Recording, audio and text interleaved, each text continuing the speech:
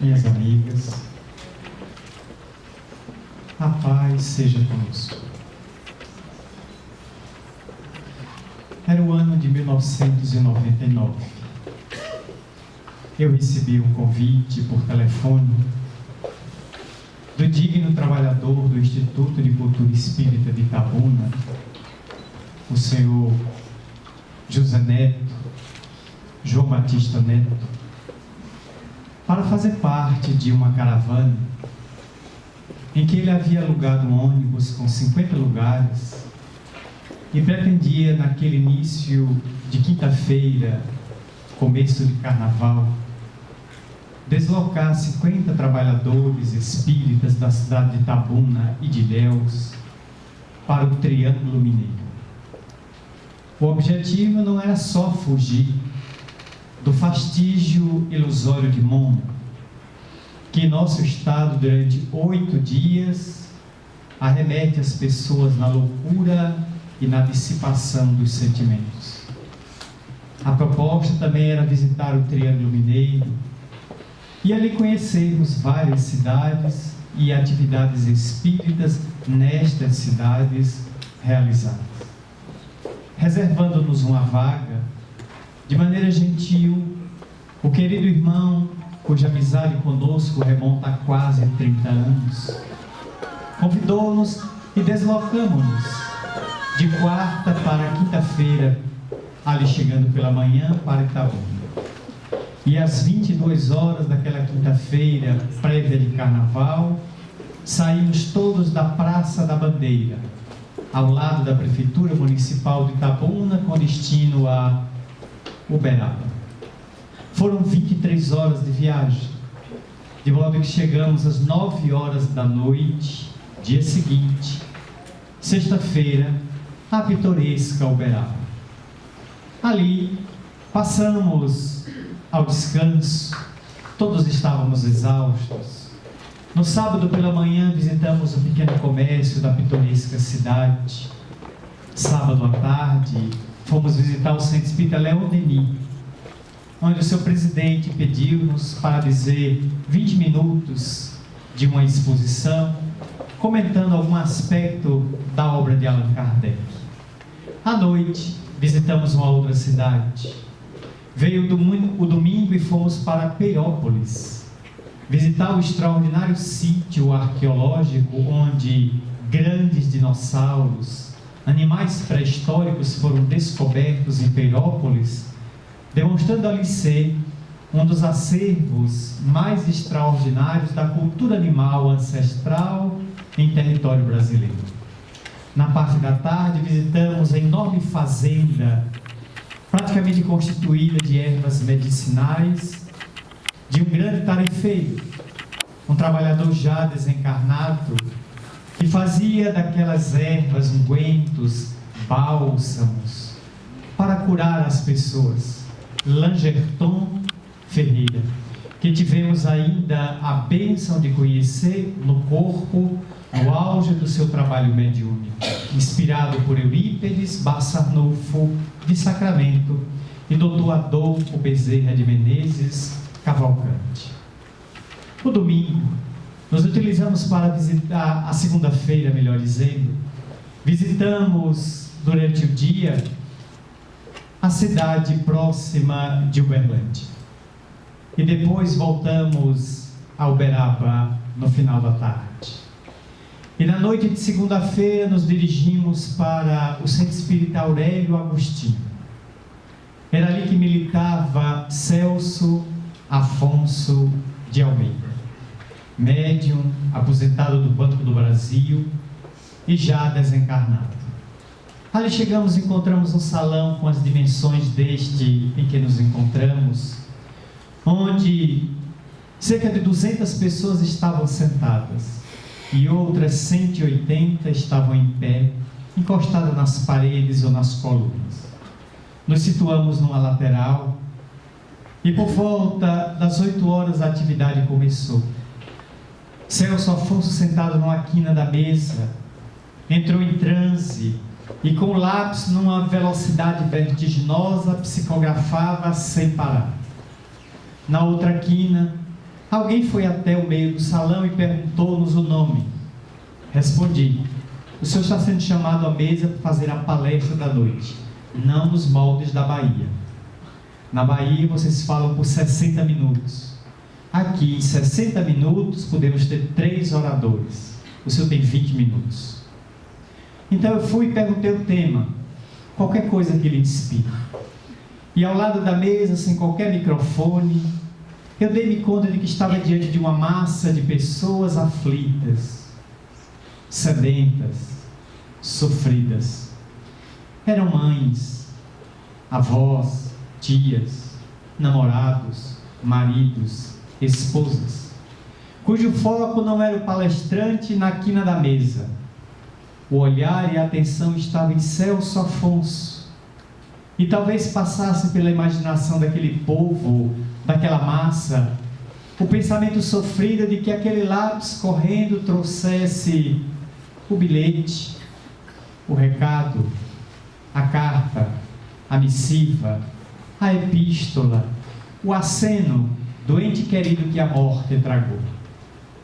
Jovens, adolescentes, idosos, que poderiam volver pela ponte da mediunidade, trazendo outra vez aos vivos do corpo a mensagem de que o túmulo não é final, como o berço não é começo. É reentrada na vida para que o túmulo seja a continuidade depois da decomposição cadavérica. Então eu pensei em Jesus. E por inspiração naquele momento, recordei das memoráveis páginas de Emmanuel, ali em Uberaba, cenário onde ele descreveu mais de 200 livros pelo médium que lhe foi habitual por mais de 75 anos. Eu recordei das páginas doçurosas de Há 2000 anos. Livro, aliás, que foi recentemente interpretado em Salvador numa peça teatral no Teatro do Salesiano, onde a companhia do ator de São Paulo, durante 2 horas e meia, tomou deste livro Há 2000 anos e interpretou magistralmente, desde o diálogo entre o senador e seu amigo Flamínio Severus, sobre o estranho sonho que tomava conta da vida daquele senador de 29 anos de idade, até a sua trágica partida ao lado da filha Flávia e do genro Plínio, na erupção catastrófica do Vesúvio, ocorrida na cidade de Pompeia, no ano 79. 2 horas e meias que desfilaram para espectadores presos no estacato, quase sem respirar, vendo a epopeia de um homem que sai da opulência do Senado e do poder do fastígio de Roma para a cegueira e depois para a morte nas cinzas fumegantes do Vesúvio. Mas o que nos interessou naquela noite foi narrar o encontro dele com Jesus, que está na página 82, no capítulo 5, quando Emmanuel Publius Lentulus, evocando e exumando a sua reencarnação mais significativa, que lhe assinalaria o processo evolutivo até a nossa presente data, ele iria buscar no Getsemane, ou no Jardim das Oliveiras, um contato com Jesus. A filha, Flávia Lentúlia, estava desenganada pela medicina impotente da época. Manchas violáceas, de feições pútridas, explodiam periodicamente na epiderme sensível da menina, e todos os diagnósticos concluíam que era a morféia, a tragédia bíblica, o mal de Hansen, para o qual não havia qualquer lenitivo ou cura à época.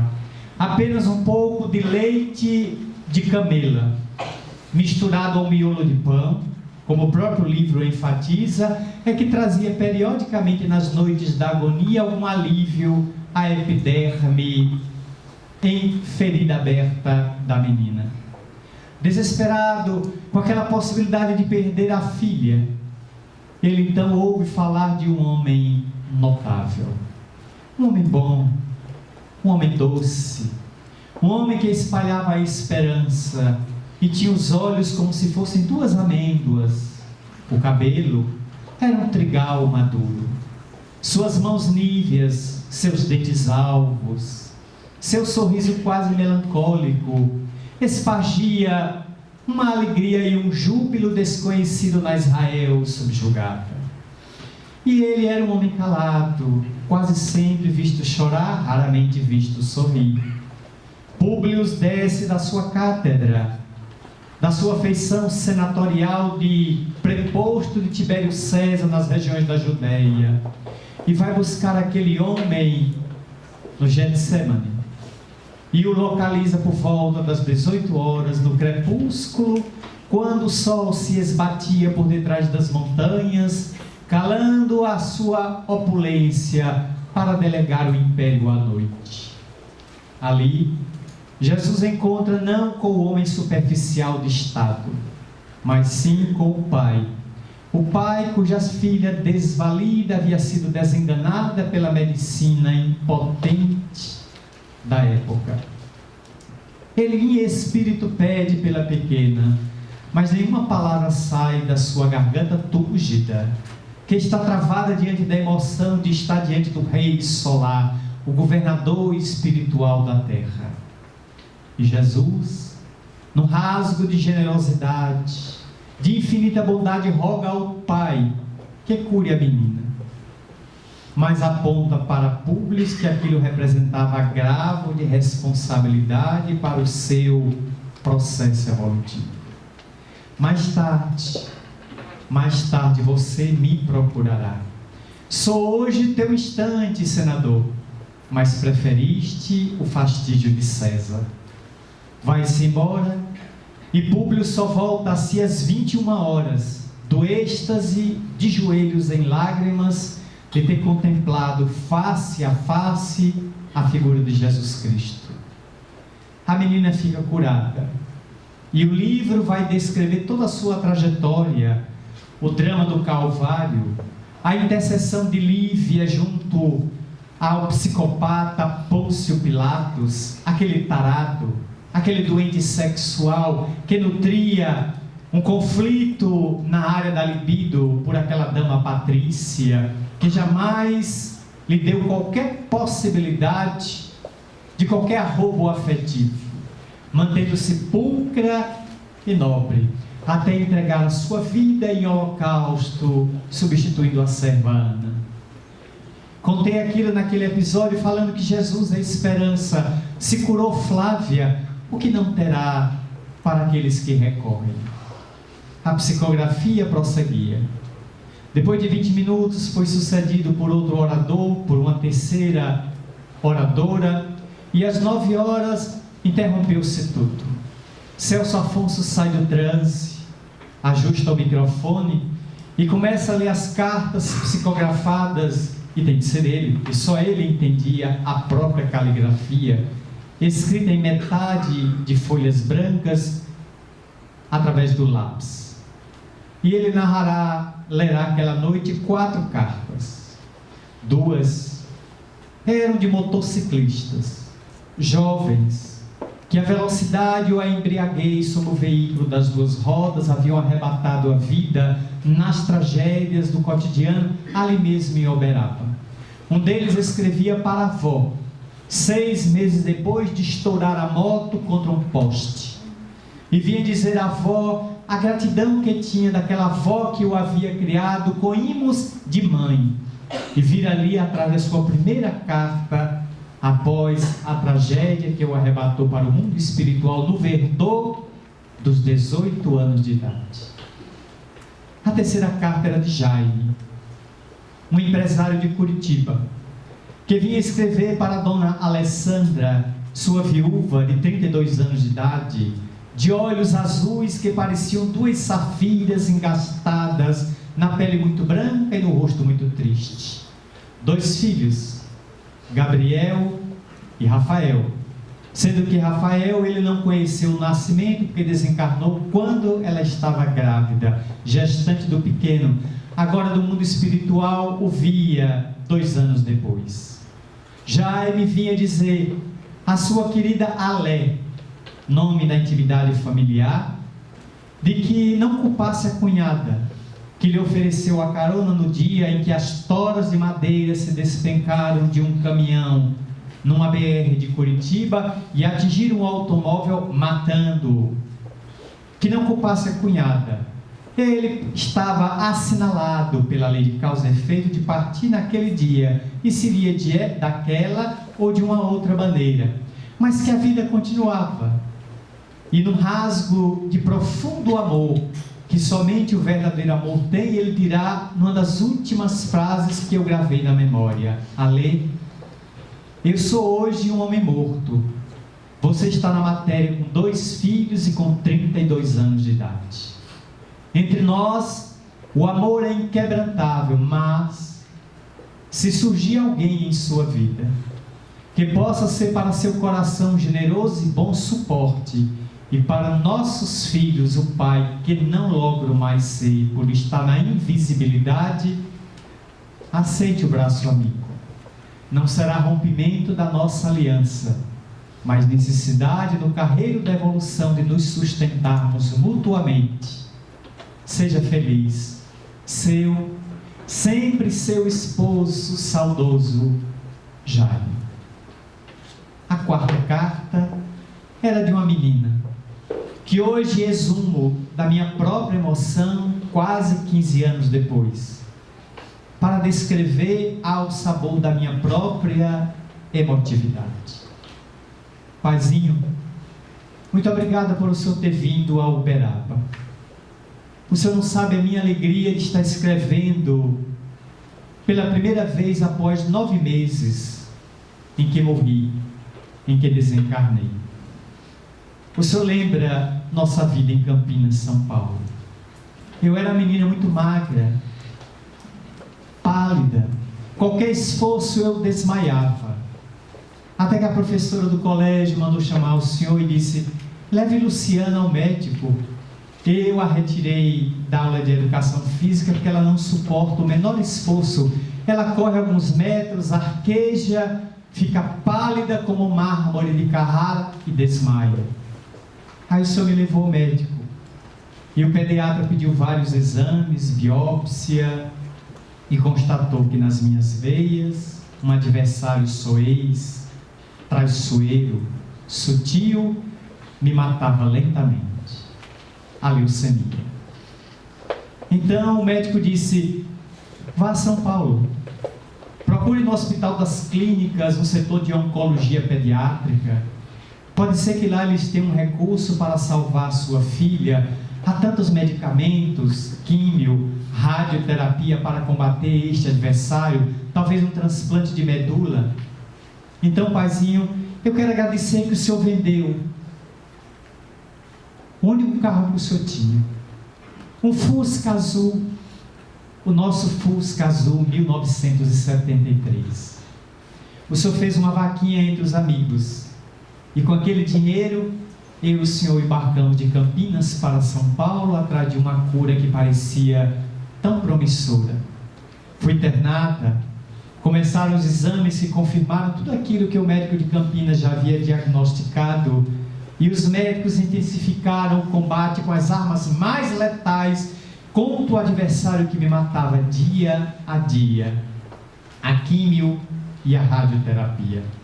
É natural, paizinho, que os dias foram se passando, eu fui ficando com a pele ressecada, queimada, bombardeada por aquelas máquinas, e o cabelo foi caindo aos tufos. Quanto mais eu penteava, mais eles caíam soltos. O senhor me reconfortava. E eu acreditei que podia me recuperar. Os dias foram passando e eu fui virando apenas pele e osso. Aí eu recordo aquele dia. Eram 5 da manhã. Eu e o senhor dormindo naquele beliche, naquele quarto de enfermaria. Até que eu, entubada, tomando algum soro, gemi mais alto. O senhor acordou precípite e, olhando, me disse: o que é, Luciano? Está sentindo alguma dor? Eu já não tinha mais forças para falar nada. Apenas olhei. Fiz um gesto com minha mão tocou a sua, e a minha mão deslizou pelo meio da sua, e desfaleci. penetrei o grande sono e viajei na inconsciência profunda. Quando abri os olhos, paizinho, quando eu abri os olhos, estava no quarto todo cor-de-rosa. A cortina aberta balançava suavemente ao vento brando da manhã. Eu tinha flores, tapetes, o quarto era tão bonito e era só meu. Eu não estava numa enfermaria cheia de gente. E disse, eu desmaiei, paizinho me trouxe para uma clínica particular. Quando olhei meu corpo estava normal. Eu me espreguicei, paizinho, não senti nenhuma dor nos ossos. Olhei, meu cabelo estava ralo, mas havia cabelo firme. E eu apertei uma campainha e entrou uma senhora, tão simpática, tão sorridente. Me fitou e disse, bom dia, Lu. Bom dia. Você quer alguma coisa para quebrar o de jejum, minha filha? Eu até que estou com fome. Gostaria de comer alguma coisa sim. Mas quem é a senhora? Me chame Vovó Valda. Vovó Valda? Mas a senhora é mãe de minha mãe? Sou. Mas Vovó Valda, a senhora já morreu. Você também, minha filha. Você também. Seu corpo está em Campinas. Seu corpo já passou, Luciano. Agora você está vivo. E na ausência de sua mãe que ficou na terra, eu serei sua mãe, até que ela venha para cá um dia. Paizinho, a dura realidade caiu-me na alma como um corisco. E eu mergulhei o rosto no colo de vovó. E chorei. Chorei tudo que uma criança de 9 anos de idade é capaz de chorar. Sonhos desfeitos, esperanças que não iam se realizar, projetos, viagens, fantasias, brincadeiras. Vi tudo se desfilar como um sonho de areia, escapando por entre os dedos.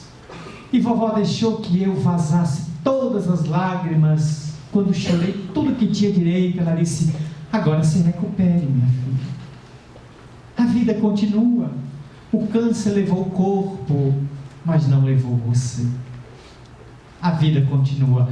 E se você me prometer que vai se recuperar, eu consigo levar você para uma cidade em Minas Gerais.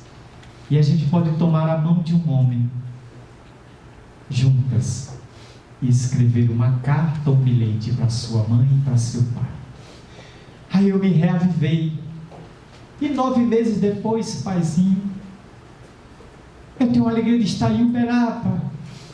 Aqui minha mão pousa sobre a desse homem e sobre a minha está de vovó. São 3 mãos escrevendo, correndo no papel. Eu quero agradecer, paizinho, porque o senhor trouxe meu irmão Rodrigo. Eu tenho tanta saudade de Rô. A minha melhor amiga de colégio, Vanessa. E eu tenho certeza que esta carta não vai ficar escondida, porque Vanessa vai contar para todos os meus colegas que eu escrevi. Mas eu quero agradecer mesmo o senhor ter trazido minha mãe, em cujo pescoço eu vejo daqui da mesa a corrente de ouro que dei de presente quando fiz 6 anos de idade no Natal. Sempre sua filha saudosa, Luciana. 46 laudas de papel. Eu as contei. A sala veio abaixo. Não havia uma pessoa que não chorasse. Parecia que as próprias paredes derramavam lágrimas. Celso leu a carta no microfone, gravou a carta em fita cassete. Aquela senhora que estava petrificada de dor, Dona Wanda, se aproximou e ele deu a fita cassete com as 46 laudas de papel, onde estava a carta póstuma de Luciana, cujo sobrenome era alemão. Eu não me recordo qual era o sobrenome. Dona Wanda colocou aquele pacote no corpo, apertou, e quando a reunião terminou, eu me dirigi a ela. Pedi licença, abri o vestido e segurei em minha mão a correntezinha miúda. O que é isso aqui? Ah, foi minha filha, seu Mariano, que me deu há 3 anos atrás. Ela morreu com 9, ela me deu com 6. Ela fazia aniversário do Natal e me deu de presente. A senhora acredita, dona Wanda disse que está segurando? Seu Mariano, eu sou católica, apostólica romana, e não vai ser isso que vai mudar a minha crença na igreja. Mas para uma mãe desesperada que viu a filha ser tragada pela leucemia, eu faço qualquer coisa. E quando me disseram que este homem seria capaz de trazer-me a esperança que perdi com uma carta de minha filha, eu rompi qualquer barreira com a minha crença e vim a Uberaba. Fui uma das últimas a chegar a este centro, já estava lotado. Eu não tinha mais nenhuma certeza que Luciana pudesse se comunicar hoje. E saio daqui com minha filha no papel e na fita cassete. Eu não tenho dúvida que é Luciana. Eu não tenho sua cultura, seu conhecimento, para entender que mundo espiritual é este, porque a minha fé romana não me passou. Mas aqui é Luciana. Boa noite, seu Mariano. Bom retorno à Bahia. Rodopiou nos calcanhares e desapareceu na noite escura de Uberaba.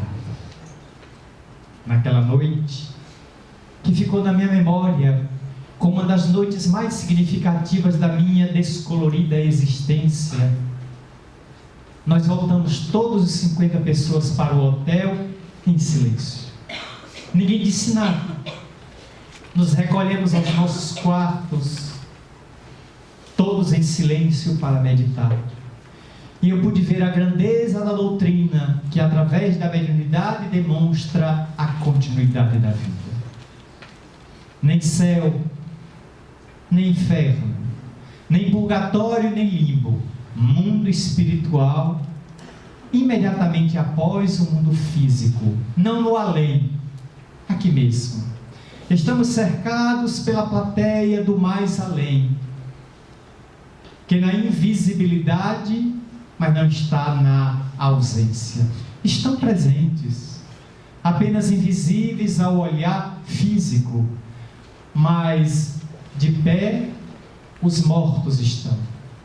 E volvem pela mediunidade do livro, da psicofonia, volvem pela materialização ou pela ectoplasmia, pela pintura mediúnica, pela audiência, pela vidência, pela intuição, pela inspiração, para dizer a nós todos que a vida não se encerra no sepulcro, nem começa no berço. A vida física inicia-se na concepção e tem prazo de validade até a decomposição cadavérica. Mas o ser que se embosca na matéria vem antes do corpo e vai depois da anóxia e da cianose, prosseguindo no mais além, vivo, pleno, integral, nem sábio, nem acelerado, tal morte, tal vida. A morte não acrescenta nem retira coisa alguma de ninguém, apenas transporta o indivíduo da aparência, da materialidade, da substância mais densa para a substância mais rarefeita, sem lhe tirar nem lhe pôr um acréscimo. Mas tudo que é material não passa da alfândega do cemitério, que confisca o último bem que o indivíduo tem, o próprio vaso físico. O indivíduo retorna com as luzes, as claridades ou as sombras que encravou na intimidade do